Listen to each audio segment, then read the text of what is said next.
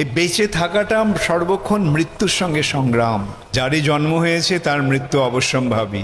যদিও শরীরটা প্রৌঢ়ত্ব লাভ করছে, বার্ধক্য লাভ করছে, আত্মার সঙ্গে শরীরের সম্পর্কটা ক্ষীণ হয়ে আসছে, তো আমরা কি মনে করছি যৌবনটাকে ধরে রাখবো। এই বেঁচে থাকাটা সর্বক্ষণ মৃত্যুর সঙ্গে সংগ্রাম।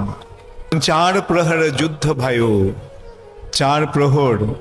সেই 4 প্রহর হচ্ছে জীবনের 4টি স্তর।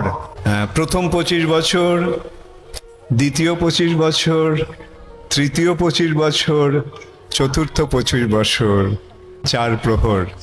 হ্যাঁ, কত বছর হলো? 100 বছর। একটা মানুষের আয়ু কতদিন?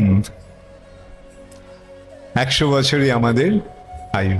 তবে যখন আমরা পাপ করি তখন এই আয়ু কমতে থাকে, অথবা ভগবানের ইচ্ছার প্রভাবে সে আয়ু কমতে থাকে। 4 প্রহর যুদ্ধ ভয়ো। 100 বছর ধরে আমরা মৃত্যুর সঙ্গে সংগ্রাম করলাম, কিন্তু কতদিন আমরা সেই সংগ্রাম করতে পারবো? অবশেষে মৃত্যুই জয়ী হবে, তাই না? আমাদের সকলকেই মৃত্যু বরণ করতে হবে। জাতস্যহি ধ্রুবম মৃত্যু।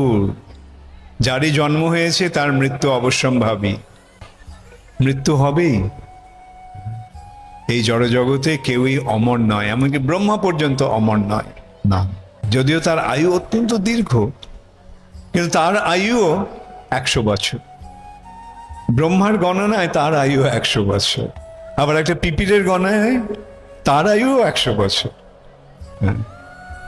শৈশব, কৌমার, যৌবন, প্রৌঢ়ত্ব, অবশেষে অবসান। তো এই যে জীবন, এই জীবন প্রতিটি জীবেরই আয়ুষ্কাল এইরকমই। শৈশব, কৈশোর, যৌবন, তারপরে অবক্ষয়। 50 বছর পর্যন্ত চললো, খুব আনন্দ করলাম, মজা করলাম।